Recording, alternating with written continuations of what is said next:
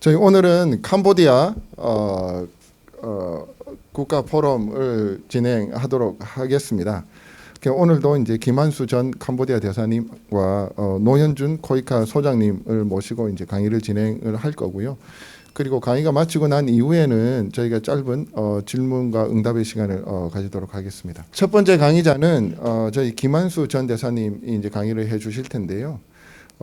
현재 프롬펜에 위치하고 있는 소프트웨어 인재 개발원 원장으로 이제 계시고 2012년부터 14년까지는 캄보디아 대사로 역임하셨습니다.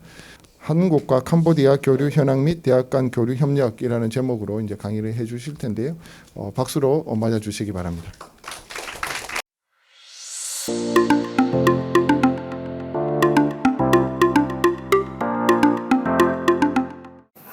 안녕하십니까.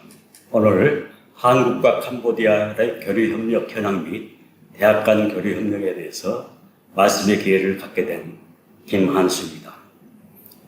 저는 2012년부터 2014년까지 캄보디아 대사를 역임했고 이후 정년퇴직을 하여 계속 캄보디아에 머물면서 현재 프놈펜 소재에 있는 소프트웨어 인재 개발원 원장으로 봉사활동을 하고 있습니다. 제가 지금 하고 있는 코리아 소프트웨어 HRD 센터는 캄보디아의 IT 전공 대학 고학년을 대상으로 전액 학자금을 무료로 지원해주고 있고 거기에 생활비의 일부를 장학금으로 지원하고 있는 그런 단체입니다.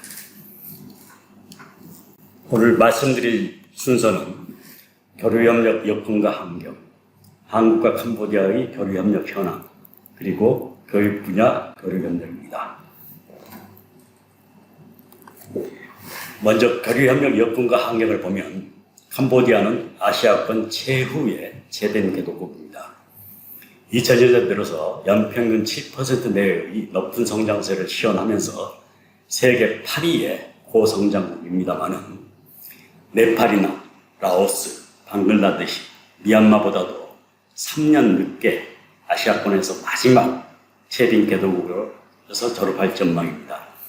잘 아시고 계실 수 있습니다만 유엔이 운영하고 있는 최빈 개도국 졸업 기준은 국민소득, 인적자원, 경제적 취약성 등 3개 부분 중에서 2개 에 걸쳐서 기준을 상회할 경우에 졸업을 하게 되어 있습니다. 당초에는 2027년에 졸업할 것으로 예상이 됐습니다만 요즘 코로나 팬데믹으로 인해서 이것이 좀 더 지연될 가능성도 없지 않아 있을 것으로 보입니다. 특히 캄보디아는 2015년경부터 외형상으로도 현저한 변모를 보이고 있습니다. 고층 빌딩이 나타나기 시작해서 도시의 스카이라인이 바뀌고 있고 미터 택시라든지 버스 또 전광판 그리고 신호등도 많이 설치되는 그러한 외형상 변모가 있었고요. 외국의 주요 도시 두바이라든지 광저우, 자카르타 이런 나라들과의 직항로도 계속 확대되면서 외부와의 커넥티비티도 대폭 개선되는 그런 발전상을 보이고 있습니다. 그러나 먹는 물이라든지 화장실과 같은 위생 문제, 영아 사망률, 산모 사망률 등의 모자 보건 등에서는 그동안 많은 개선이 있어 왔지만 여전히 매우 취약한 상황입니다. 예를 들어 본다면 상수도 보급률은 25.5%, 수세식 화장실 설치율은 28.9%에 불과합니다. 놀랍게도 화장실 자체가 없는 그런 가구가 전체 가구의 17.2%에 달하는 그런 낙후성을 보이고 있습니다.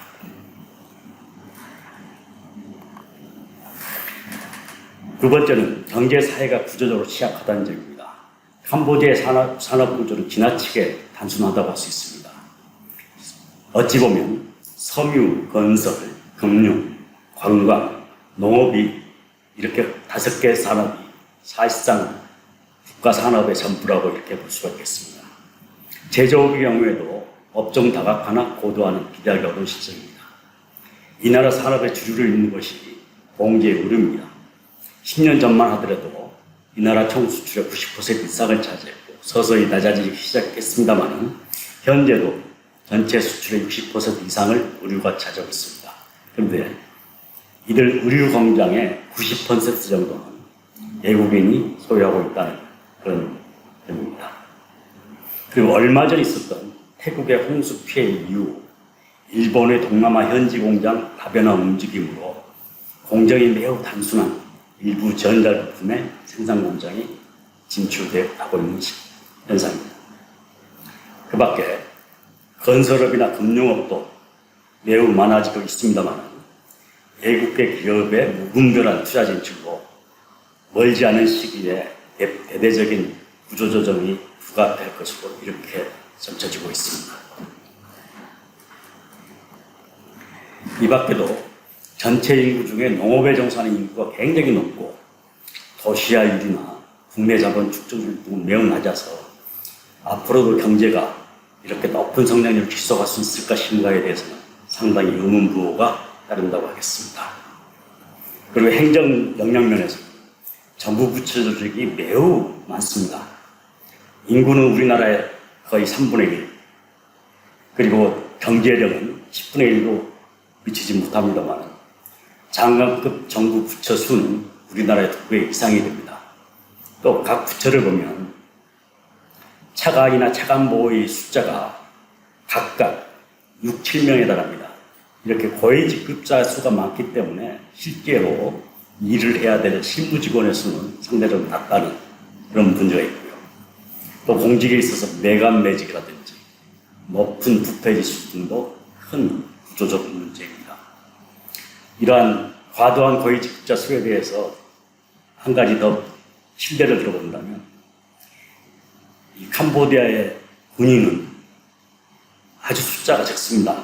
그럼에도 불구하고 장성의 숫자는 세계 최대국인 미국보다도 더 많다는 그런 우스갯소리도 있습니다. 그리고 사회 전체적으로는 빈부격차가 점차 심해지고 있고 산업의 애국자본 의존도 시급히 해결해야 될 과제라고 할 수 있겠습니다. 일반 민도 면에서는 공사 구분이 아주 미흡합니다. 공직자들의 공사 구분이 아주 미흡하고 가정 의뢰 등도 상당히 과도하게 비중을 차지하고 있어서 앞으로 캄보디아가 지속적으로 성장 발전하기 위해서는 이런 문제도 좀 개선해야 될 것으로 이렇게 생각이 됩니다.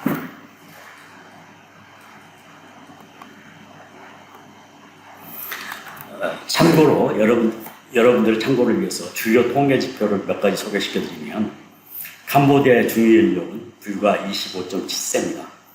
우리나라의 42세나 베트남의 35세에 비해서 굉장히 젊은 나라라는 것을 알 수 있겠습니다.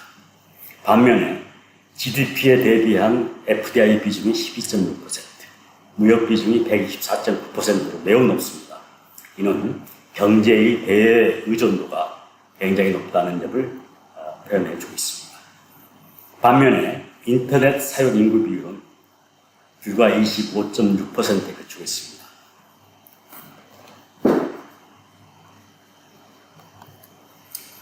세 번째 얻을 수 있는 것은 사회 전반에 걸쳐서 인적 자원이 부족하다는 점입니다.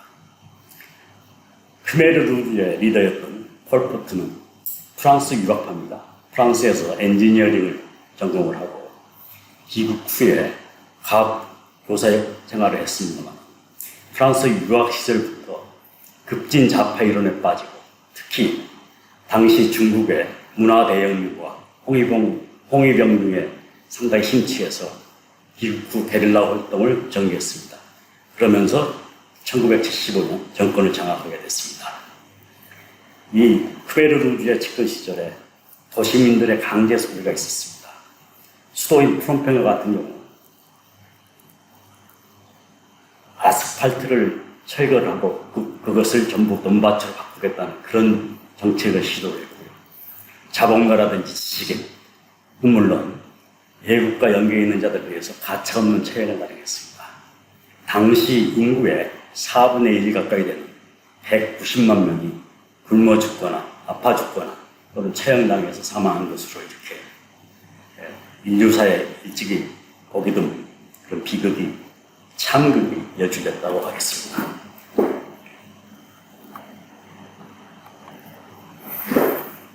재미있는 조사 결과에 따르면 지식인인 각급 학교 교원의 경우 크메르 루즈의 권력 장악 직전과 비교할 때 10년 후 생존율이 10%에 불과한 것으로 조사되었습니다. 생존율은 하급 학교일수록 높아져서 초등학교 교원의 경우 10%를 상당히 상회합니다만 대학 교수들의 경우에는 10%에도 한참 못 미쳐서 생존한 것으로, 그러니까 대학 교수들의 90% 이상이 크메르 치하에서 세상을 하직한 것으로 이렇게 나타나고 있습니다. 이러한 크메르주의 유례 없는 집단 광기의 여파로 지금 40년이 지난 지금 현재까지도 영향을 미치고 있습니다. 캄보디아의 최상부층을 보면은 대개 60대 말 또는 70대 고령층입니다. 이 사람들을 개인적으로 접촉을 해보면 대부분 자신들의 형제 8명 내지 9명 형제 중에 자신들만이 유일하게 살아남았다고 합니다. 그 대신 그렇게 살아남은 덕분에 30년, 40년 가까이 사회 지도층으로 영화를 누리고 있습니다. 이러한 까닭에 상대적으로 40대, 50대 비중이 현저히 낮습니다.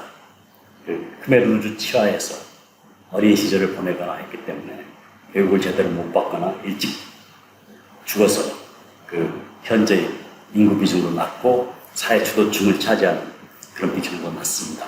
그래서 60대, 70대의 현재의 사회 지도층이 바로 30대나 40대 초반으로 연결되는 그런 현상이 앞으로 있을 것으로 이렇게 예측됩니다. 크메르루지의 무분별한 행동은 서적이라든지 영화 테이프는 물론 심지어는 농산물 개량 종자까지도 불태워 없앰으로써 캄보디아 사회 전반에 저력이 수십 년 후퇴된 결과를 초래한 바 있습니다. 네 번째 들 수 있는 것은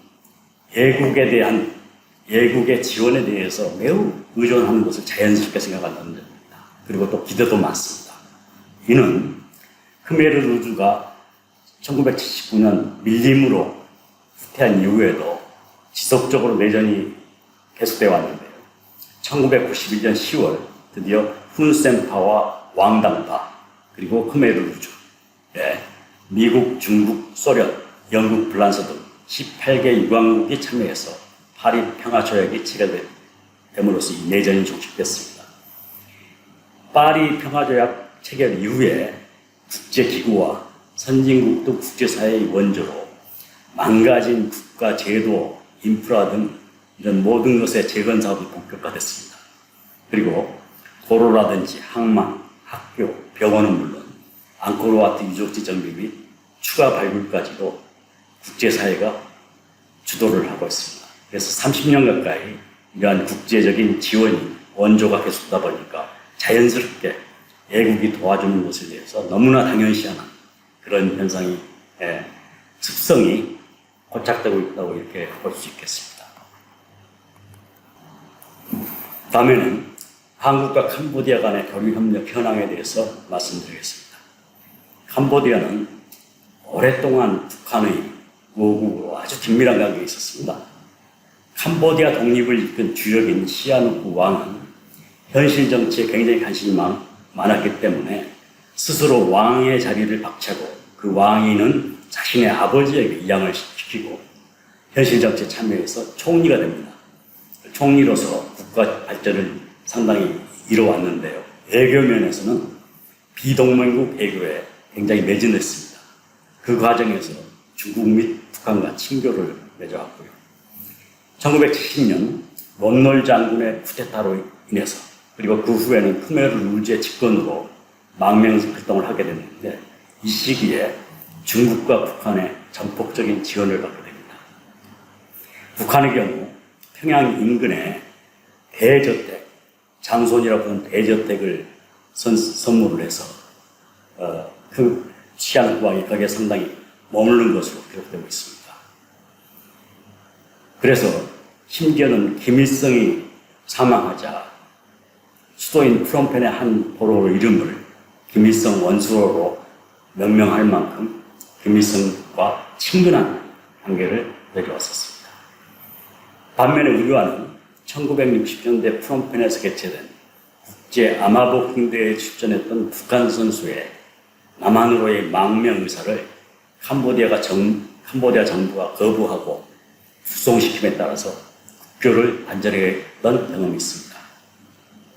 그래서 1996년에 야야 재수교를 하게 됐습니다만 그 당시에도 시아누쿠 왕이 계속 반대를 해서 상당히 어려운 입장이었습니다만 한국의 중요성을 인식한 훈센 총리가 시아누쿠 왕의 예유 기간을 통해서 국교를 수립하는 이런 함으로써 국교가 재개됐습니다.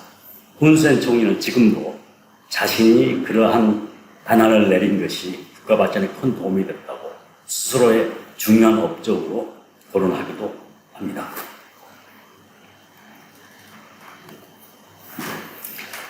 국교가 재개된 이후에 우리나라는 캄보디아에 대한 중요 원조국으로 부상을 했는데요.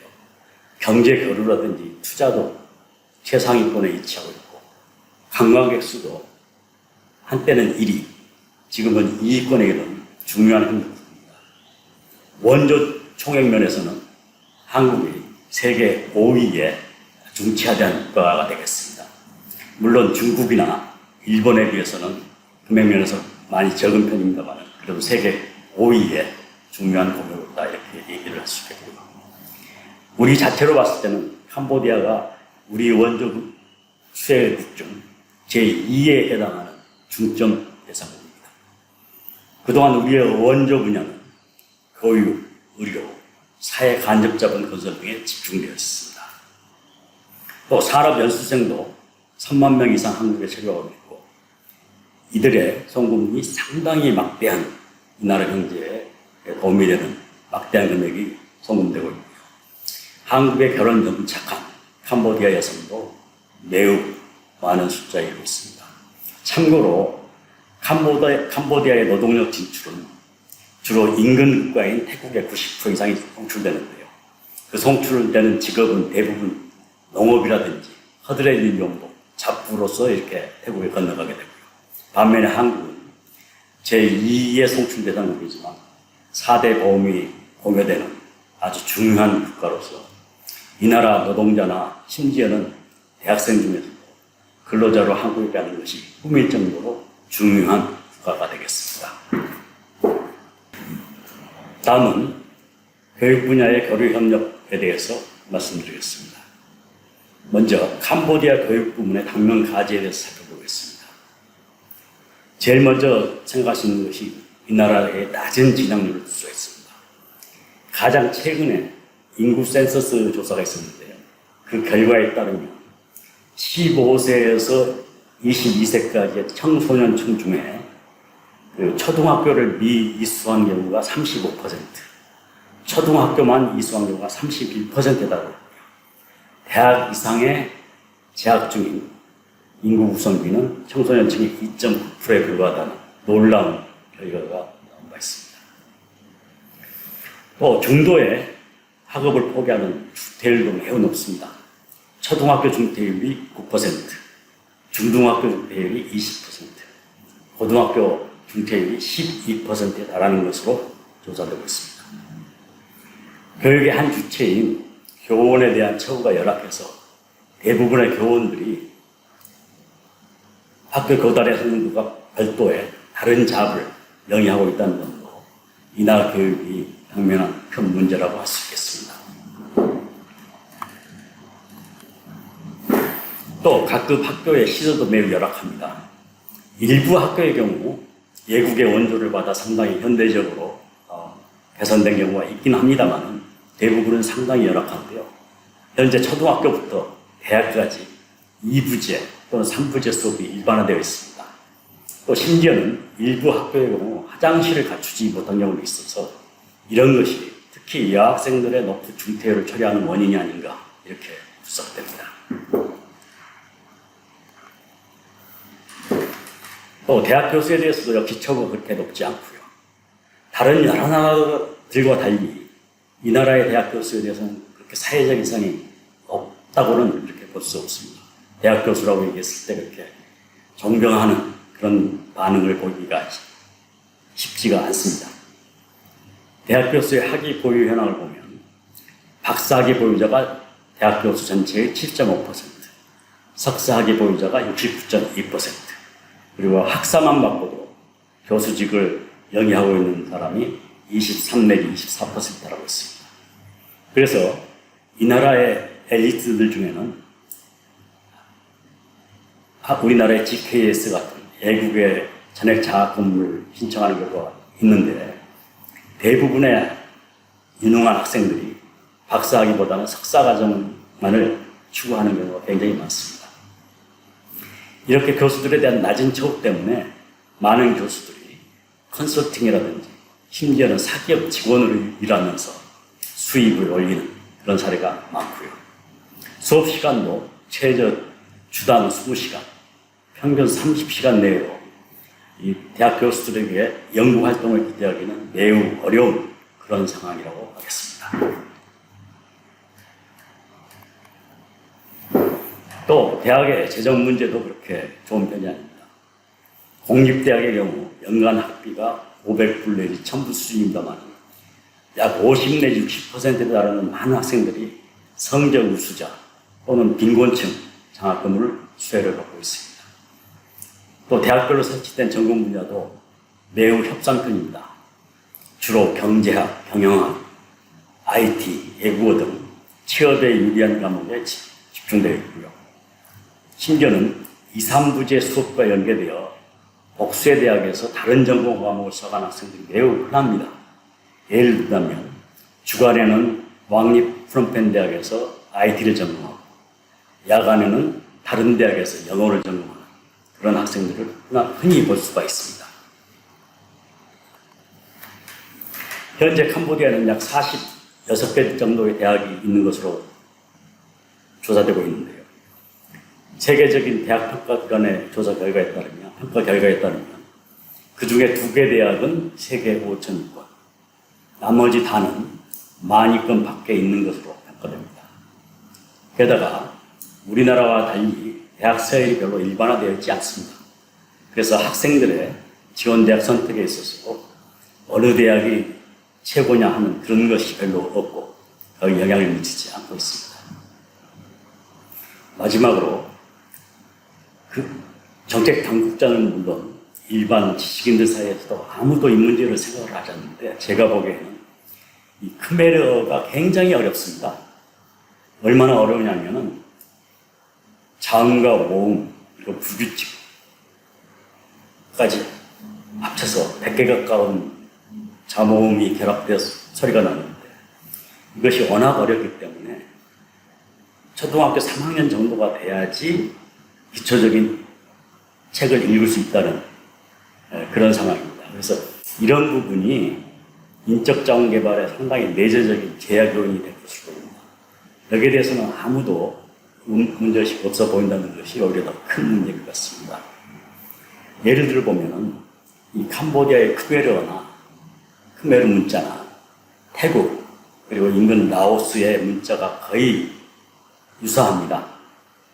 아마 처음에는 인도에서부터 들어온 문자가 같이 전파된 것으로 보이는데 태국이나 라오스의 경우에는 아주 이것을 그동안 단순화시켜서 예를 들어 표현한다면 신체 중에 머리와 다리는 잘라버리고 몸통만 남겨두는 식으로 단순화가 됐다는데 이 크메르 문자는 처음 들어온 그 당시의 고유성을 그대로 간직하고 있습니다. 그래서 문자 자체가 너무나 어렵기 때문에 고등교육을 받은 사람들도 영어를 사용하는 것이 더 편할 정도로 이런 문제가 있습니다.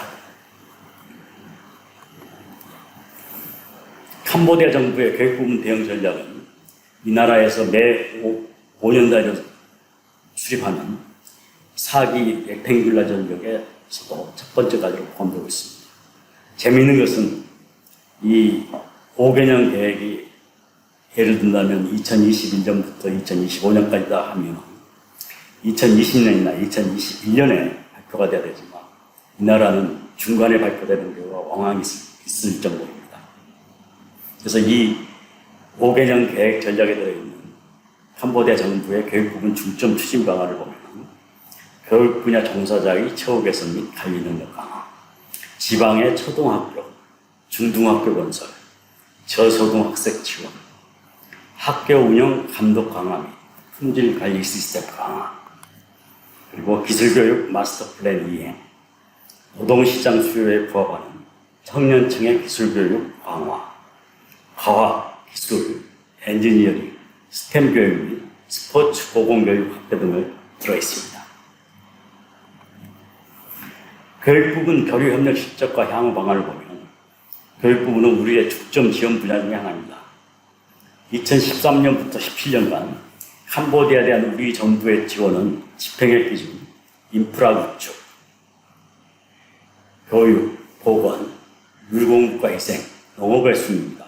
교육에 대한 지원액이 전체의 14% 정도입니다.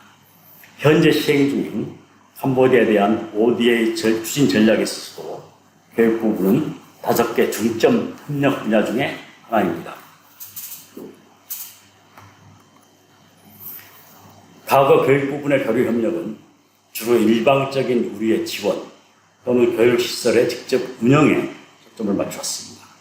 예를 든다면 왕리 프놈펜 대학 내에 항캄 협력센터가 건설되어 있습니다. 여기에는 대강당이 하나 설치되어 있고 그 밖에 한국어 수업을 들을 수 있는 것, 그리고 컴퓨터 이전이 가능한 기자재가 설치된 교실, 그리고 도서관들이 설치되어 있는데요.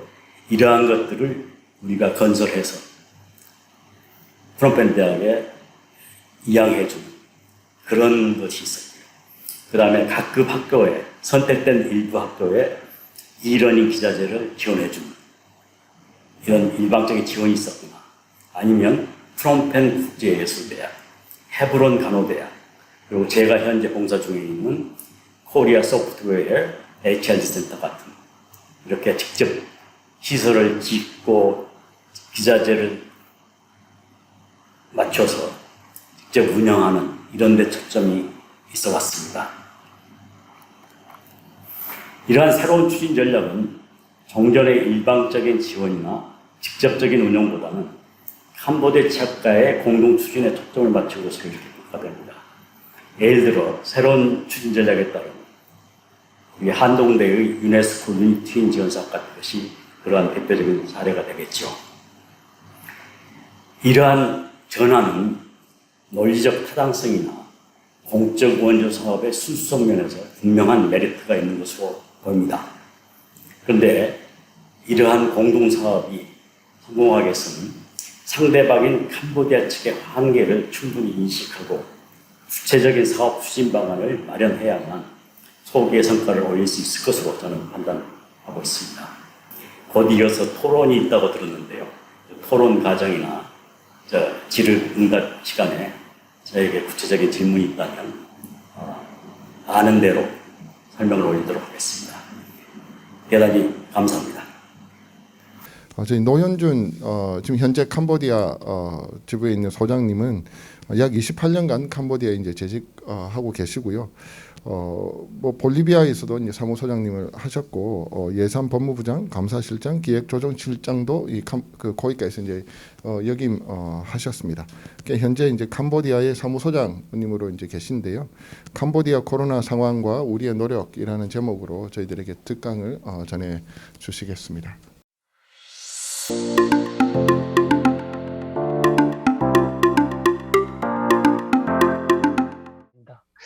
오늘 저의 강의 특강 목차는 이렇습니다. 캄보디아의 코로나 상황을 먼저 좀 살펴보고요. 그 다음에 캄보디아 코로나 상황에 대해서 우리나라 ODA는 어떤 영향을 받았는지, 그리고 우리 ODA의 체계, 그리고 뼈대, 그리고 캄보디아에서 우리 ODA는 어떻게 진행되고 있는지를 좀 살펴보도록 하겠습니다. 자, 캄보디아 먼저 상황입니다. 캄보디아의 상황, 코로나 상황입니다. 캄보디아의 코로나 상황에서 지도로 보시게 되면 이쪽이 태국이고요. 태국 국경이고 이쪽이 이제 베트남 접경입니다. 아시는 바와 같이 베트남도 지금 일일 확진자 수가 근래에 10,000명에서 약 한 이제 7, 8천 명대로 떨어졌고요. 태국 같은 경우는 10,000명을 유지하고 있습니다. 캄보디아 같은 경우는 캄보디아는 상대적으로 양호한 1,000명 안쪽인데, 아래 위로 지금 이제 폭탄들을 일고 있고 밟고 있다고 보시면 되겠습니다. 그래서 가장 인구가 지금 밀집해 있는 프놈펜 지역이 지금 가장 또 확진이 많은 그런 곳이고, 그리고 이 서북부 지역, 태국과 접경한 서북부 지역이 지금 확진이 최고로 많습니다. 그 이유는 이 서북부 지역이 제일 가난한 지역입니다. 가난한 지역이고 논농사 지역이고 한데, 이 지역에 있는 사람들이 대부분 태국으로 넘어가서 일을 하고 그리고 역송금해서 이렇게 생계를 유지하고 있습니다. 근데 코로나 상황 하에서 이제 이주 노동자들이 일거리를 잡을 잃고 다 캄보디아로 돌아오면서 코로나와 같이 돌아와서 여기에서 코로나를 확산시키고 있는 그런 상황입니다. 네, 그래서 지금의 지역별 감염 상황은 이 서북부 지역이 가장 제일 위험한 상황으로 지금 나와 있습니다. 참고로 우리 ODA에 대해서 지도 기반으로 잠시 설명을 좀 드리게 되면, 가장 낙후된 지역이고, 그리고 크메르 루즈가 실각을 하고 최후까지 저항한 곳이 이 지역입니다. 그래서 여기에 지뢰가 많이 매설되어 있습니다. 그리고 또 홍수도 많이 범람하는 가장 취약한 지역이기도 합니다. 여기에 보시게 되면 콩알만하게 조그만 이런 지역이 하나 보이죠. 이것도 주입니다. 한 주인데요. 다른 주에 비해서 아주 작죠. 그 이유는 여기를 바일린 주라고 하는데, 크메르 루즈의 그 잔여 세력들, 잔존, 사촌의 이런 그 친척들 대부분이 크메르 루즈의 후예이기도 해서 특별한 정치적 고려로 지금 이 주가 하나 생성되어 있습니다. 그래서 방금 얘기했듯이 지뢰가 많은 이 지역에 저희들은 지원을 코이카가 이제 하고 있는데요. SDG 골은 총 17개, 169개 세부 목표로 되어 있습니다. 하지만 캄보디아는 SDG 목표가 18개입니다. 제18번은 지뢰 제거입니다. 그래서 2025년까지 지뢰를 완전히 제거하겠다는 목표를 수립해 두고 있습니다. 그래서 저희 코이카에서는 이 지역에 UNDP 그리고 캄보디아 지뢰 제거청과 함께 1,000만 불 규모로 지뢰 제거 사업을 하고 있습니다. 지금 캄보디아 코로나 주요 상황은, 확진자 현황은 9월 22일 현재는 약 600명대를 유지를 하고 있습니다. 백신 접종 현황은 성인은 거의 다 맞았고요. 청소년 맞기 시작을 해서 거의 다 맞아가고 있고, 이제는 61세 아동까지 지금 진행을 하고 있습니다.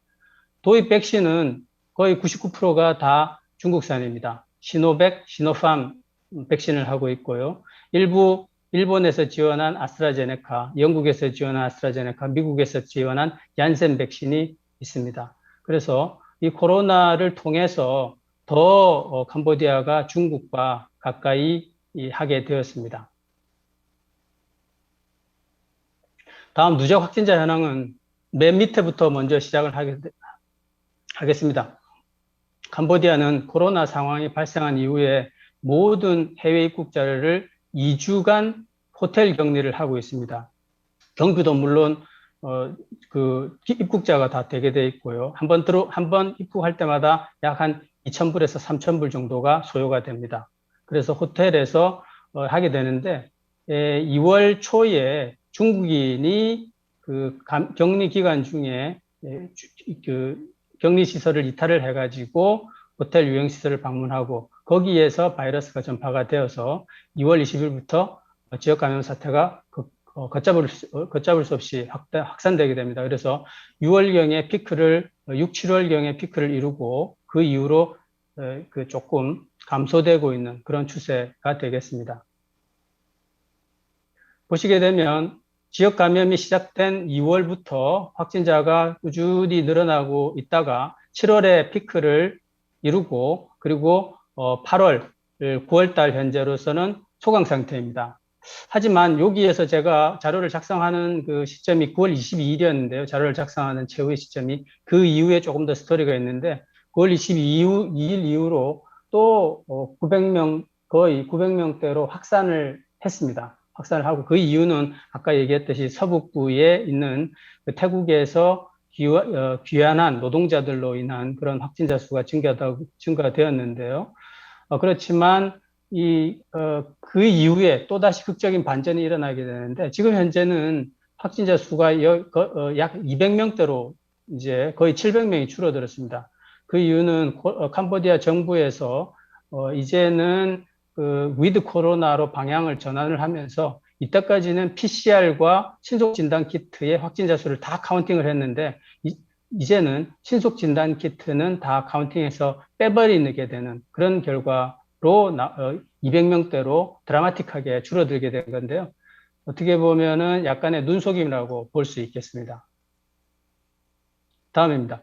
그래서 9월달 간에 이 확진자 추이를 쭉 보게 되면은 조금씩 이제 늘어나고 있다. 네. 7월을 피크로 줄어들었지만 9월부로 뭐 이렇게 조금씩 늘어나서 약 한 600명대를 유지를 하고 있는 상황입니다. 태국과 베트남에 비해서는 상당히 양호한 상황이고 이것은 캄보디아 정부가 모든 입국민들에 대한 이주 격리 이런 강력한 방역 조치가 효과를 발한 것이라고 생각이 듭니다. 네, 주간 확진자 현황도 8월부터 9월까지는 약 600명 순을 계속 유지를 하고 있습니다. 네, 여기까지가 이제 캄보디아의 코로나 상황이고요. 이제 다음 우리나라의 ODA에 들어가기 전에 이 코로나가 우리 여기 현지의 ODA, 우리의 활동에 어떤 영향을 미쳤는지 미쳤는지를 잠시 얘기를 드리면 작년 3월 달에 코로나가 시작되고 나서 저희 코이카의 모든 봉사단원들이 다 귀국을 했습니다. 네. 그리고 저희들이 연수생 초청 사업, 산업 연수생이 아니고요. 이 나라의 정부 공무원들을 초청해서 한국에 교육하는 그런 정부 초청 연수생 프로그램도 저희들이 한국으로 초청을 할 수 없기 때문에 여기에서 온라인으로 바꾸어서 연수를 시작하게 되었습니다. 그리고 기타 저희들이 사업을 위한 출장이라든지 이런 부분들의 모든 부분들이 다 제약이 오게 되었습니다. 그래서 전체적으로 ODA를 해야 되는 우리 일들의 반 정도를 할 수 없는 그런 상황에 처했다고 볼 수 있습니다. 커다란 그런 영향을 미쳤다고 볼 수가 있겠습니다. 그런 상황이 지금 1년 이상 계속 지속되고 있는 그런 상황입니다.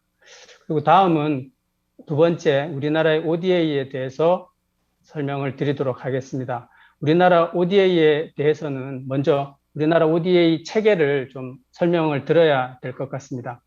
우리나라 ODA 체계는 두 가지로 구분이 되어 있습니다. 하나는 수출입은행, 기재부 산하의 수출입은행이 하고 있는 유상과 그리고 외교부가 주관하고 코이카를 비롯해서 각 부처가 시행하고 있는 무상으로 두 꼭지로 크게 구분되어 있습니다. 요 두 꼭지로 구분되어 있는 것이 가장 기본적인 뼈대가 되겠습니다. 이것을 인지하고 다음 순으로 넘어가도록 하겠습니다. 그러면 지금 현재 우리의 ODA는 어느 정도 하고 있는지를 설명을 드리겠습니다. 19년 기준으로 우리 ODA 규모는 약 25억 불입니다. 25억 불이기 때문에 우리나라 돈으로 환산을 하면 약 한 3조 정도 되겠는데요. 3조 정도를 우리나라 인구로 나누게 되면 1인당 약 한 6만 원 정도 됩니다. 그래서 우리나라의 모든 국민들은 다 한 6만 원 정도를 ODA로 사용하고 있다라고 볼 수가 있고요. 이 총액 3조 원은 국민소득 GNI 비율로서는 0.15%입니다. 0.15%.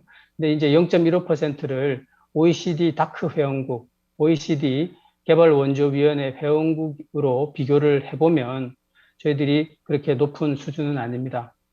일례를 들어서 평균은 0.3으로 되어 있고요. 영국 같은 경우는 0.7, 독일 0.61, 일본은 0.3, 딱 평균이고요.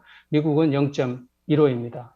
그래서 우리 ODA 규모는 3조 원이라는 ODA 규모는 OECD 개발원조위원회 회원국의 반 정도이다라고 이렇게 얘기할 수가 있겠습니다. 우리가 1인당 내는 이 6만 원이라는 규모가 세계 평균의 반에 해당된다라고 볼 수 있겠습니다.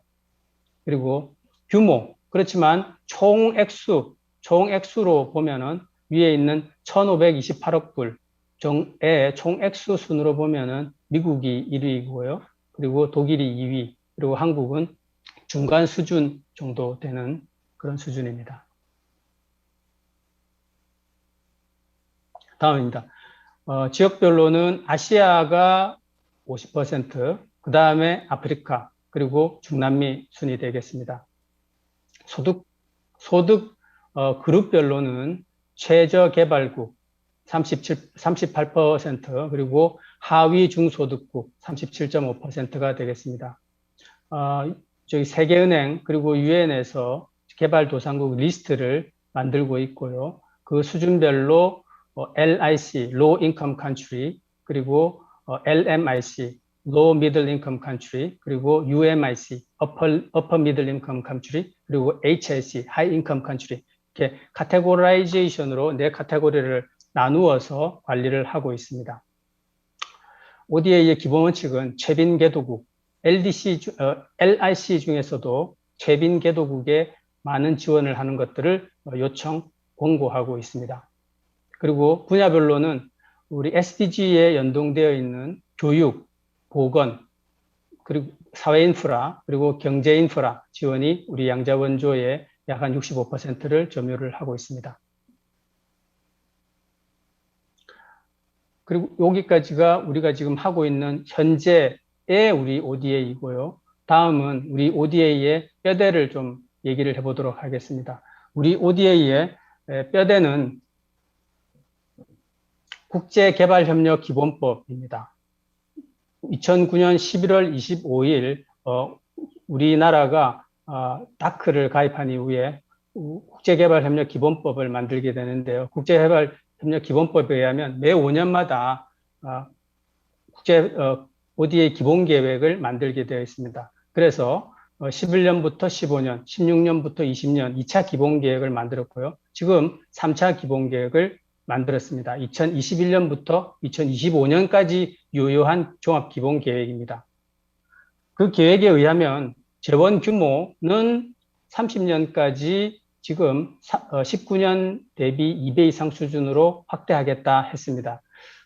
여기에는 좀 속사정이 있는데요. 저희가 1차, 2차를 하면서 정부별로 타겟을 정했습니다. 제1차에서는 GNI의 0.25%까지 하겠다고 했습니다만 그거를 지키지를 못했습니다. 여러 가지 경제 상황상으로요. 그래서 아직까지도 우리의 ODA 규모가 0.15%밖에 되지 않기 때문에 이제 3차에서는 목표를 설정하는 것이 무의미하다. 그렇기 때문에 목표를 설정하지 않고 재원 규모로 설정을 하게 되었습니다. 유무상 비율은 4대6, 유상무상 비율은 4대6 유지를 원칙으로 설정을 했습니다. 그리고 또 ODA 다크의 가장 또 중요한 비구속성 비율, 언타이드 비율도 상향하는 것으로 이렇게 설정을 하고 있습니다. 다음 대륙별로는 계속해서 아시아, 아프리카 중심의 기조를 유지를 하는 것으로 설정을 했습니다.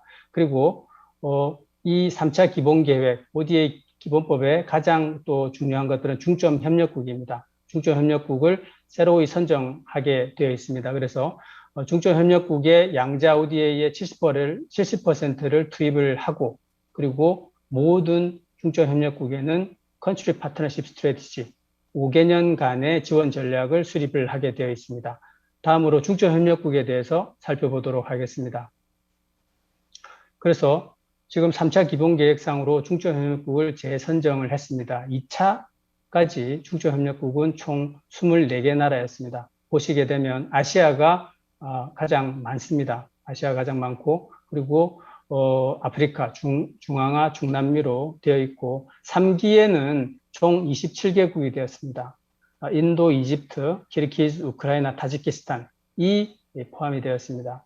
특히 이 중소협력국 중에서 저희들이 CLMVIP라고 합니다. 캄보디아, 라오스, 미얀마, 베트남, 인도네시아, 필리핀 이 6개국이 저희들 빅6 파트너 칸츄리입니다. 지금 CLMVIP라고 한 것처럼 우리 ODA의 VIP입니다. 네, 그래서 우리 ODA의 약 한 20에서 25% 정도가 이 빅6 칸츄리에 지원이 되고 있는 상황입니다. 네, 지도를 한번 참고해 주시기 바라고요. 이 중소협력국의 분포 현황입니다. 분포 현황. 계속 이어서 소득 그룹별로는 우리 3차 기본계획에 의하면 계속해서 최빈 계도국, 하위 중소득국에 대한 ODA를 지원하는 것으로 지원 계속 확대하는 것을 하고 있습니다. 이것은 ODA의 기본 개념에 부합하는 그런 조치라고 보여집니다. 분야별로는 여기에 코로나 상황이 이제 대입이 되는데요. 3차 계획에서는 코로나 상황이 팬데믹이 많은 영향을 미쳤습니다. 그래서 코로나 위기 대응, 회복력 강화를 위해서 보건 의료 분야의 지원을 대폭 확대하는 것으로 2021년도의 경우에는 전년 대비에 21%나 증액되는 그런 것으로 계획을 설정을 했습니다. 기타 이제 클라이밋 체인지를 위한 그린 ODA 그리고 우리가 강점을 가지고 그리고 또 개도국이 필요한 ICT, 공공행정 등 비교 우위 분야의 ODA를 강화하는 것으로 기본 계획을 설정을 하고 있습니다. 네. 그래서 여기에서 우리 코로나 상황 하에서 3차 기본 계획에서 코로나 상황이 반영된 보건 분야를 조금 더 살펴보게 되면요. 크게 규모가 확대가 되었고 그리고 감염병을 대응하기 위한 그런 계획들이 추가가 되었습니다. 그리고 다음 페이지에 보시게 되면 보건의료, 그 감염병 보건의료 체계를 구축하는 그런 계획이 들어갔고 또 그 체계에 넘어서 그 근저에 기초위생 인프라도 구축을 해야 되겠다라는 좀 컴프레hen시브한 어프로치를 담고 있습니다. 캄보디아 상황을 조금 더 설명을 드리게 되면 여기에서 지켜본 바로 의하면 캄보디아가 최빈 개도국이고 상황이 열악함에도 불구하고 코로나 상황은 잘 대처하고 있는 것으로 보여집니다. 우왕좌왕하고 혼란에 빠지지 않고 잘 대응하고 있는 것으로 보여지고요. 다만 이것은 백신 부분에서 이제 중국의 절대적인 지원, 적극적인 지원이 있었다고 보여지고요. 이제는 코로나를 with 코로나로 해서 점점 이제 노멀라이제이션으로 노멀한 상황으로 다시 복귀하려고 하는 그런 시도를 보이고 있습니다. 자, 여기까지가 우리 ODA 기본 계획이고요. 그래서 우리나라 CPA에 의해서 캄보디아의 그 니드를 조금 더 살펴보도록 하겠습니다. 아까 대사님께서도 말씀하신 것처럼 캄보디아의 최상위 개발 전략에는 사각 전략이 있습니다. Rectangular Development Strategy라고 하고요. 그 사각 전략은 첫 번째 Human Resource Development, 두 번째 Economic Diversification, 세 번째 Private Sector, 네 번째 Inclusive Development입니다. 그런데 제가 여기에서 좀 강조를 드리고 싶은 것은 인적 자원 개발입니다. 인적 자원 개발은 아까도 얘기했듯이 크메르 루즈의 그 폭정과 깊이 연관이 되어 있고요. 벌써 40년이 지났지만 그때 자행됐던 학살이 너무 많이 일어났기 때문에 국가를 이끌어 나갈 인적 자원이 없습니다. 네, 그래서 초등, 중등, 고등 그런 교육에서 없기 때문에 인적 자원이 절대적으로 필요하다라는 것이 이제 이 정부의 판단이고 그것이 사각 전략에 나타나 있습니다. 그래서 이 캄보디아의 사각 전략을 근거로 우리 정부의 Country Partnership Strategy 지원 전략이 설정이 되게 되겠습니다. 그래서 사각 전략을 조금 더 보시게 되면 인적 자원 개발, Economic Diversification, 그 다음에 Private Sector, 그 다음에 네 번째 Inclusive Development 이렇게 구성이 되어 있겠습니다. 시간 관계상 많은 설명은 하지 않도록 하겠습니다. 그래서 우리나라 ODA는 CPS 상으로 크게 4가지 섹터에 주력을 하고 있습니다. 교통, 보건, 교육, 농촌개발 이렇게 4개 섹터로 구성이 되어 있습니다. 그래서 교통은 주로 수출입은행에서 하는 유상, 큰 돈이 들어가기 때문에 유상에서 전담을 하고 있고요. 저희 코이카 같은 경우는 보건, 교육, 농촌개발, 네, 우리가 이 캄보디아 정부가 필요하고 그리고 우리가 뭐죠? 예, 우리가 좀 지원할 수 있는 컴프레hen시브 어드밴티지를 가지고 있는 이런 부분들에 저희들이 중점 지원 분야를 설정을 4가지를 했습니다. 자, 여기까지가 우리 ODA의 프레임이고요. 이제 지금부터는 다시 이제 그럼 올해의 원조액은 어떻게 되는지를 잠시 살펴보도록 하겠습니다. 올해 지금 확정된 규모는 3조 7천억으로 42개 기관이 추진을 하고 있고 ODA 규모는 0.15이지만 점진적으로 계속 ODA 규모는 늘어나고 있다라고 보실 수가 있겠습니다. 3조 2천억, 3조 4천억, 3조 7천억으로 늘어나고 있습니다. 자, 유형별로는 아까 설명을 했던 현황과 별로 다르지가 않습니다. 아시아, 아프리카 중심으로 해서 중동, 중남미가 그 다음을 이어가고 있습니다. 분야별로 교통, 보건, 교육인데 이 교통 같은 경우는 이제 수출입은행의 유상 원조가 많은 부분을 차지하고 있고 그리고 보건, 교육 순으로 저희들이 지원을 하고 있습니다. 그리고 형태별로는 프로젝트, 사업 중심으로 다 형태로 지원을 하고 있는 상황입니다. 그래서 이러한 상황 하에서 우리 캄보디아에서는 어떻게 하고 있는지 설명을 드리도록 하겠습니다. 보건 분야에 있어서는 저희들이 일단은 기본적으로 인프라스트럭처가 부족하기 때문에 그동안에 저희들이 병원을 많이 건립을 했습니다. 바테이 지역에 병원을 건립을 했고 그리고 캄보디아의 국립소아병원을 병동 그리고 지금 현재는 앙두엉 병원, 캄보디아의 4대 국립병원입니다. 여기에 안과병원을 이어서 ENT 병원을 짓고 있습니다. 그리고 동북부 소해 지역에 또 모자보건 사업을 하고 있고 특히나 코로나 관련해서는 감염병 예방 및 대응 체계 관련 사업을 했습니다. 이것은 지금 2차 사업인데요. 1차 사업으로 미국의 질본 US CDC와 함께 1차 사업을 했고 다행히 1차 사업에서 1차 사업을 통해서 양성된 그 에피데미올로지스트 이런 사람들이 역학 조사관들이 한 60명 정도 양성이 되었는데 이번에 코로나 팬데믹에서 아주 많은 그런 역할을 했습니다. 다음 교육 분야입니다. 오늘의 주제와 관련이 되어 있는데요. 인적 자원 개발 분야는 우리 경제가 우리 한국이 발전한 원동력이기도 하고 또 캄보디아가 지금 현재 가장 필요한 것이기 때문에 가장 또 중점을 두고 지원을 해왔습니다. 직업훈련 그리고 정규 교육 분야를 막론하고 각종 분야에서 지원을 해왔습니다. 특히 여기에서 고등교육에 대해서 조금 설명을 드리도록 하겠습니다. 예를 들어보면 RUPP라고 로얄 유니버시티 오브 프놈펜은 여기에서 최고 대학입니다. 이 로얄 프놈펜 대학에서마저도 지금 교수원이 부족하고 그리고 대학원도 지금 일부 인문계열 또 자연계열에만 한정적으로 되어 있습니다. 그리고 대부분의 교수들은 태국이나 선진국 유학을 통해서 충원이 되어 있고 그래서 고등교육을 위해서는 가르치는 사람이 또 중요한데 이런 부분에서 매우 열악한 상황입니다.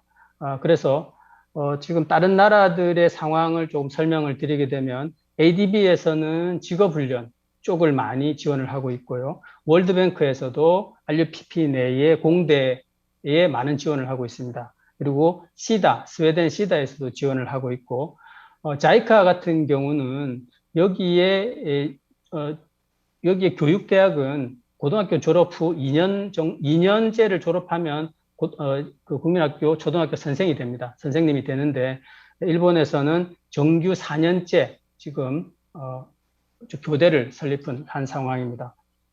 그래서 그렇게 각국에서 교육 분야, 하이어 에듀케이션 쪽으로도 많은 지원을 하고 있고 저희 코이카에서도 RUPP 내에 환경공학과 설립 사업을 지금 추진을 하고 있고요. 690만 불 규모입니다. 그리고 RUPP 내에 인큐베이션 센터 건립 사업도 지금 추진을 하고 있고, 그리고 무엇보다도 저희들이 이제 연수생 초청 사업으로 지금 현재 25개 과정의 석사 과정, 그리고 2개 과정의 박사 과정을 지금 하고 있습니다. 지금 코로나 상황으로 연수생들을 다 한국으로 못 가고 온라인으로 하고 있지만 이 석사, 박사 과정은 한국으로 지금 다 초청을 하고 있습니다. 제가 알기로는 한동대에도 우리 저희 코이카의 석사 과정 학생이 수학을 하고 있는 것으로 알고 있습니다. 이 외에도 저희들이 NGO 모달리티를 이용을 해가지고 지원을 하고 있는데요. 일례로 이화여대에서 또 사회복지학과 마스터 디그리 프로그램도 지원을 하고 있습니다. 그래서 저희 코이카에서는 하이어 에듀케이션 분야, 하이어 에듀케이션을 포함해서 각종 분야에서 많은 지원을 통해서 인적 자원 양성을 위해서 노력하고 있다는 점을 이제 말씀드리고 싶습니다. 다음으로 농업 및 농촌 개발입니다. 예, 캄보디아의 농촌으로 가게 되면 많이 열악합니다. 그래서 이런 농촌 개발, 우리가 또 가지고 있는 좋은 농촌 개발 경험을 캄보디아와 나누기 위해서 저희들이 새마을운동 기반으로 농촌 개발 사업을 해왔고, 또 여기에 깜폭참 농업대학교의 개선 사업도 해왔습니다. 그래서 앞으로도 지금 현재 아까 제가 얘기 드린 서북부의 그 빈민 지역의 새로운 농촌 개발 사업을 시행하려고 지금 사업을 구상 중에 있습니다. 다음으로 이제 교통인데요. 이 교통 분야 같은 경우는 사실 이제 코이카가 한 10년 전에 이제 시엠립 주변에 도로를 사업을 한 적이 있는데, 그 이후로는 저희들은 도로는 수출입은행에서 유상, 워낙 많은 돈이 들어가기 때문에 유상 쪽에서 하고 있고, 저희는 도로나 이런 부분보다는 항공기술훈련원 건립 사업이라든지 조금 더 틈새 니드를 맞춘 그런 지원을 추진을 하고 있는 상황입니다. 마지막으로 기타 이제 저희들이 하고 있는 것들이 이제 문화 분야 저희들이 뚜얼슬랭 대학살 박물관 사료 디지털 사업도 하고 있고, 앙코르 유적 복원 사업도 저희들이 하고 있습니다. 이 앙코르라는 그런 유적이 캄보디아에서 가지고 있는 위상이 워낙 크기 때문에 저희들이 이런 복원 사업을 통해서도 우리 지원의 비저빌리티를 좀 확보하려고 노력을 하고 있습니다. 네, 시간 관계상으로 이것으로 저희 설명을 마치고 질문이나 이런 것들을 통해서 추가 설명을 드리도록 하겠습니다. 경청해 주셔서 감사드립니다.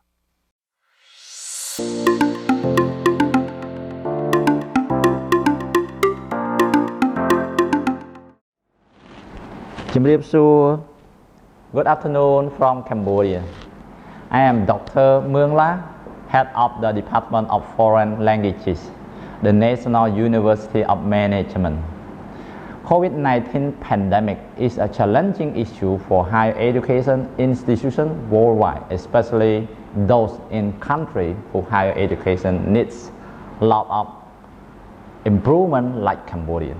To overcome those issues, it is highly recommended that Cambodia develop policies and direction for its higher education institution to implement during and post COVID-19.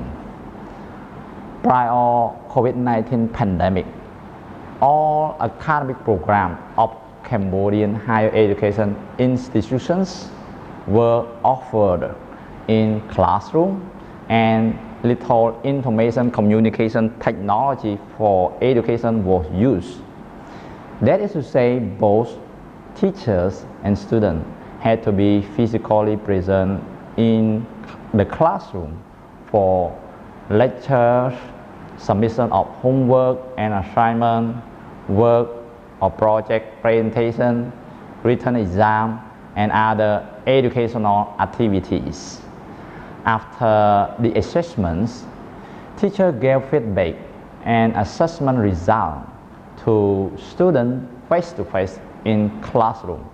To submit assessment result, teacher needed to meet the dean for signature and gave them to staff in charge in person. Students had to go to cashier in person in order to pay tuition fees.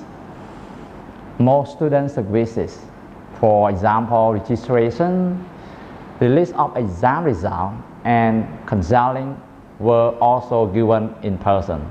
This made most university internal and external stakeholders familiar with such a traditional way of working. This traditional way of operating university has brought a lot of challenging for Cambodian higher education institutions when COVID-19 started to spread out. In mid-March of year 2020, the Ministry of Education, Youth and Sport issued an order for school closure to avoid community transmission of COVID-19. At the same time, the status of most Cambodian higher education institutions did not allow the management, teacher, student, and staff to get ready enough for this rapid change. Nearly all students, some experienced and qualified teachers and staff are unfamiliar with the use of ITC for education and office work. Due to the lack of ITC knowledge, students who had always approached university staff for registration and payment had trouble getting themselves into online classes. Moreover, we still have trouble offering some online courses which require lab practice and fieldwork. Due to the lack of learning facility, smartphone, computer, poor internet access, and family economic problem during the COVID-19 pandemic, there has been an increase in dropout rates of university students, especially the freshmen from provinces. Students miss opportunity for apprenticeship, internship, community engagement services, lab practices, and fieldwork, which lead to poor achievement of some expected learning outcomes. Most graduates have found it difficult looking for a decent job after their graduation. To fight against the spread of COVID-19 and to sustain higher education, the Royal Government of Cambodia, the Ministry of Education, Youth and Sport, the individual higher education institution has been taking tremendous effort in implementing online and hybrid classes. The government have provided complementary 3-dose vaccination to management, staff, teacher, and students of all universities. Ministry of Education, Youth and Sport have issued guidelines on online and hybrid teaching and learning during COVID-19 pandemic to ensure that the higher education institution can sustain their position and operations. SOP and the slogan of 3 do's and 3 don'ts has been in the use and reinforced across the university nationwide. The 3 do's are wear masks, wash hands frequently with alcohol, gel or soap, and maintain a physical distance at least 1.5 meters. And 3 don'ts are don't go to the crowded places, don't go to enclosed places without ventilation, and don't touch each other, shake hands or hugs. To comply with the directions from the Royal Government of Cambodia and the Ministry of Education, Youth and Sport, Cambodia Higher Education has been taking the following action to sustain and strive during COVID-19 pandemic. The development of online and hybrid teaching and learning system. The Google Classroom for assessment, Google Meet for online interactive lectures, Microsoft Teams, and other tools. Teacher and student group Telegram for each course. Develop of online registration and university fee payment. The capacity building of ICT. After having online and hybrid learning system developed, Cambodia Higher Education's institutions have organized training and consultation on the use of online teaching tools for teachers, students who are in need with own budget and support from partners. Many universities have also offered online registration and payment guidelines to students through university official Facebook pages and face-to-face orientation on campus in compliance with the SOPs. Facility renovation and supporting material on ICT. Wi-Fi devices has been installed in every building of campus and university complex in order to ensure that students, teachers have a good access to the internet.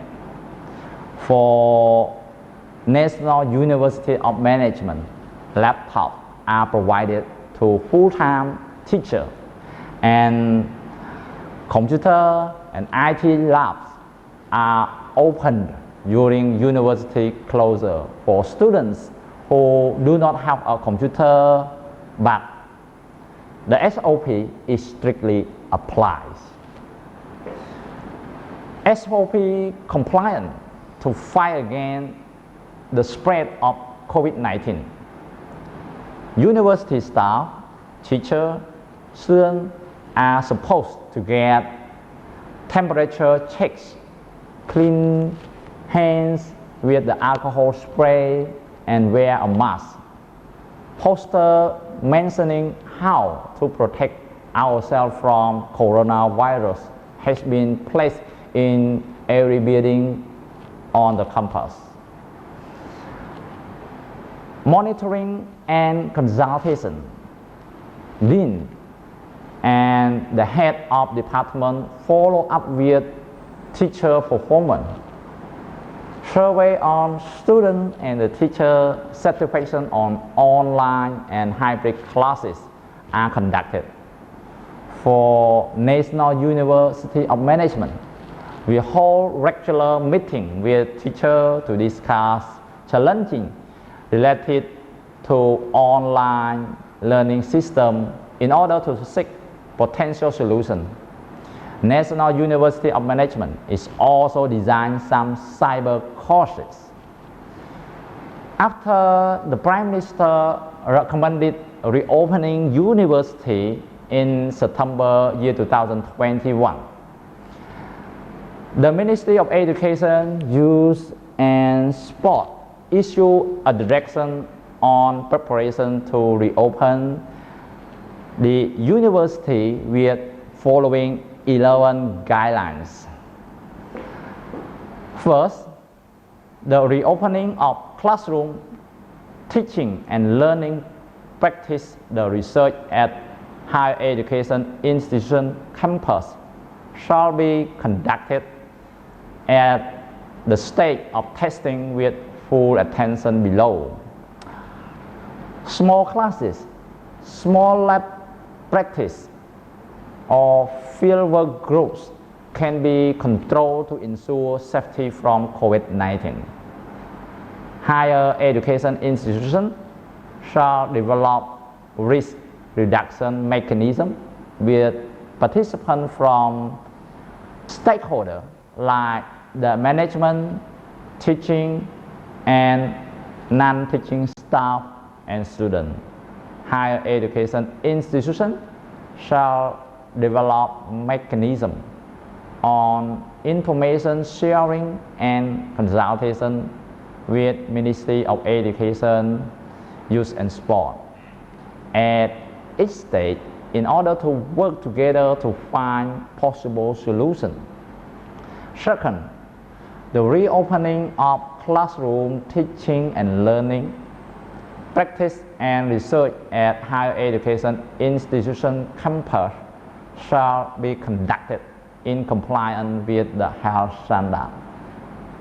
Higher education institutions shall practice SOP and shall have sufficient method to take action when a person in a campus is suspected to be infected with the virus COVID-19.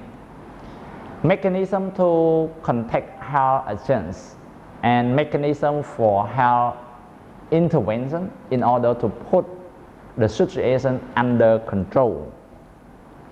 3. Blended learning method for students in the classroom and those studying online should be conducted with a voluntary and equity basis.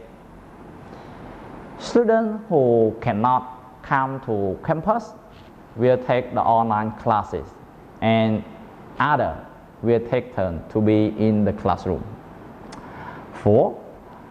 Management of higher education institutions shall conduct assessment on risk level of COVID-19 with the campus with participation from stakeholders.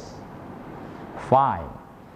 The management of higher education institutions authorize for decision making and institutional responsibility to set the schedule and sequences of reopening teaching and learning practice and research.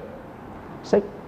The number of teachers and students for process of teaching and learning practice and research shall not exceed 20 per class.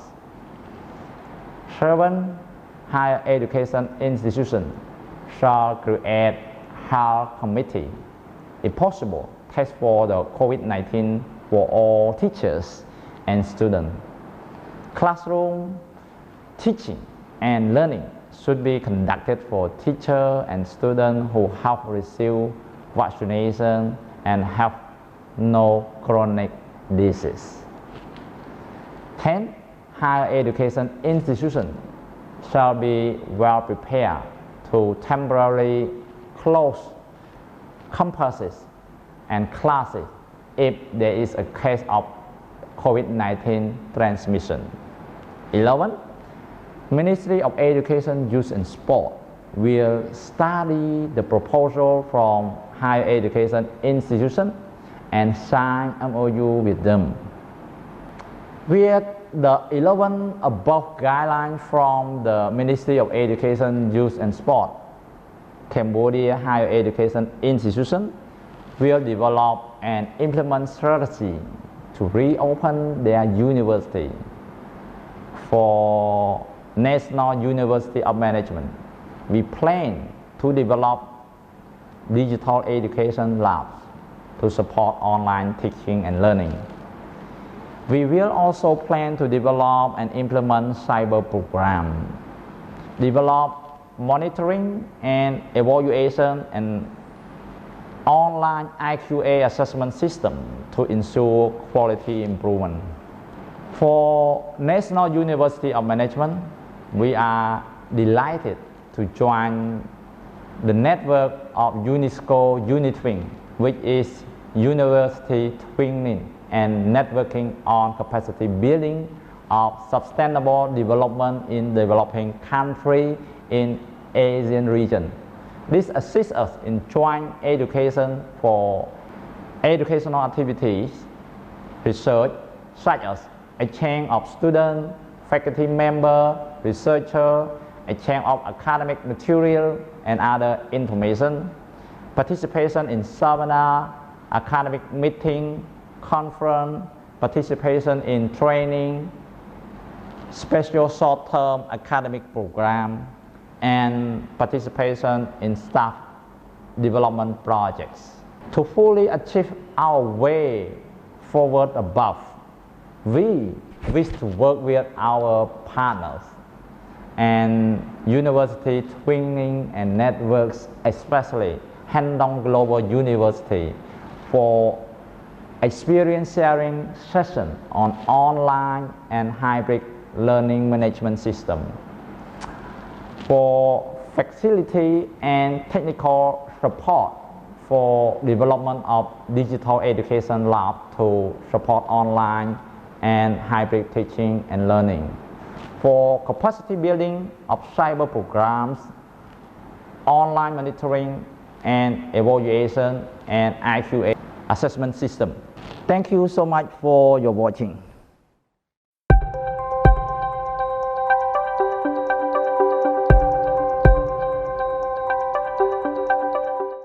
저희 코이카 사업은 모든 것이 요청주의입니다. 개도국의 요청에 의해서 저희들이 사업을 검토를 하고, 저희들이 타당성 조사 그리고 또 기획 조사를 통해 가지고 사업의 타당성을 검토한 다음에 사업을 하게 되고요. 그 어그리먼트에는 저희들의 리스폰시빌리티 그리고 개도국의 리스폰시빌리티를 다 명시를 합니다. 개도국의 리스폰시빌리티는 보통 이 시설, 저희들이 지원하는 것들을 잘 활용하겠다라는 것들이 기본적으로 들어가게 되는데요. 개도국이 통상 여러 가지 문제점으로 인해 가지고 저희 코이카의 지원이 끝나고 나면 조금 잘 그 지원된 시설이 잘 돌아가지 않는 그런 경우가 있습니다. 네, 있기는 한데 저희들이 그런 것들을 사전에 점검을 하고 약속을 함에도 불구하고 개도국의 역량 부족으로 그렇게 잘 운영되고 있지 않는 경우가 있는데, 그런 것들은 저희들이 사후관리라는 툴이 있습니다. 사후관리라는 툴을 통해서 저희들이 추가로 지원할 수 있는 경우에는 추가 지원을 하든지 해서 저희 지원이 계속 될 수 있도록 저희들이 노력을 하고 있습니다.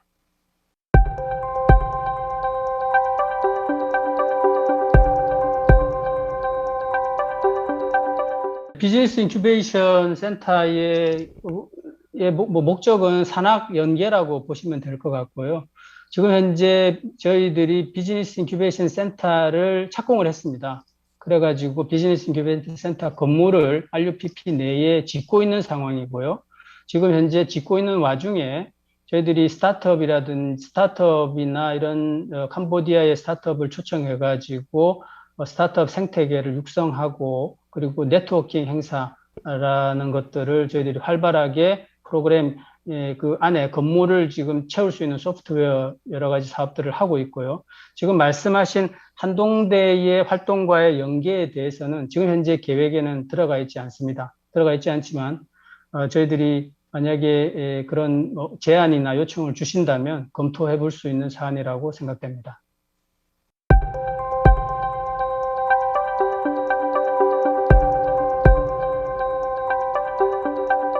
제가 알기로는 지금 캄보디아가 이제 1인당 GNI가 1,600불입니다. 그래서 이제 겨우 LDC, 리스트 디벨롭먼트 컨트리를 지금 졸업한 그런 상황이기 때문에 기본적으로 먹고 살기가 지금 바쁜 그런 상황이기 때문에 사회적 기업을 함에 있어가지고 사회적 기업에 포커스된 그런 기업 활동을 하는 데는 아직까지는 조금 활발하지는 않다라고 보여지고요. 다만 이제 그러한 그 기업 활동을 하는 것들이 서서히 이제 태동하고 있다라고 지금 생각되는 단계라고 보여집니다.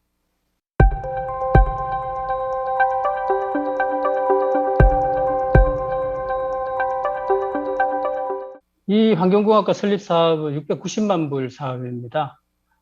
환경공학과를 설립하는 데 있어가지고 일단 RUPP와 협의를 했고, 저희들이 필요한 강의실 이런 것들을 좀 얘기를 했고요. 이 690만 불의 대부분은 교수 요원 양성에 지원됩니다. 그리고 그 RUPP 내에 환경공학과 랩실을 실험실을 하고 그다음에 강의 시설 구축 이런 것들로 구축이 되어 있습니다. 저희들이 일례로 이제 저희들이 필요한 이제 강의실을 이제 요청을 했는데 세 군데를 RUPP 측에서 제시해 주셨어요. 그런데 그 세 군데를 직접 가보니까 지금 너무 리모트 세계에서 떨어져 있고, 그 다음에 또 막 거기 이제 뭐 너무 오래돼 있고 이래가지고 저희가 같이 조사단이 총장님을 만나 뵙고, 이렇게 해서 조금 효과적인 설립이 어려울 것 같다라고 제가 얘기를 드리고, 그런 측면에서 새로운 건물을 좀 가능하면 지을 수 있으면 좋겠다라고 제안을 드리니까 총장님께서 흔쾌히 새롭게 지금 지어져 있는 건물이 있었습니다. 5층짜리 건물인데 크지는 않고요. 동아리 방 정도로 쓰겠다고 지금 예정돼 있는데 그 자리에서 그럼 이 환경공학 이 건물을 좀 그냥 5층을 쓰시라 이렇게 해서 저희가 큰 시름을 돌고 그 좋은 공간을 확보를 했습니다. 그래서 그 예산은 주로 가르치는 사람들, 네, 가르치는 사람들 교수 요원 양성에 집중될 예정으로 있습니다. 그리고 랩실, 그리고 그 실험이나 이런 것들을 할 수 있는 랩실, 강의실 이런 것들로 사업 계획이 구성될 예정입니다.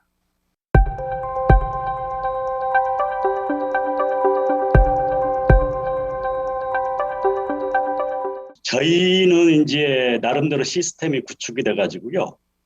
연간 50명 내지 80명 정도로 이제 기본 과정 5개월, 그 다음에 심화 과정 4개월에서 풀 9개월 하루 종일 돌아가는 그런 프로그램을 실시를 하고 있고요.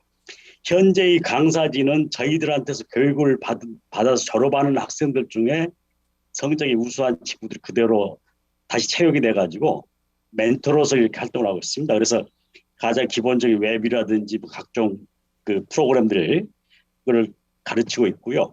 나머지 이제 조인트 프로젝트 할 때 중점적으로 그 멘토 역할을 하고 있습니다. 그래서 현재 저희가 하고 있는 교육은 일종의 그 우리 대학에서 하는 직업반 교육 같은 그런 교육입니다. 그래서 그 예를 들면 왕리 프놈펜 대학의 컴퓨터 사이언스과에서는 주로 이제 이론을 가르치지 않습니까? 근데 저희는 거기서 못 배운 실제 적용하는 걸 위주로 하기 때문에 강사 수는 전부 저희가 한국어 교육도 하는데 한국어 담당 강사 2명 빼고 소프트웨어 부분만 가르치는 강사는 지금 9명입니다.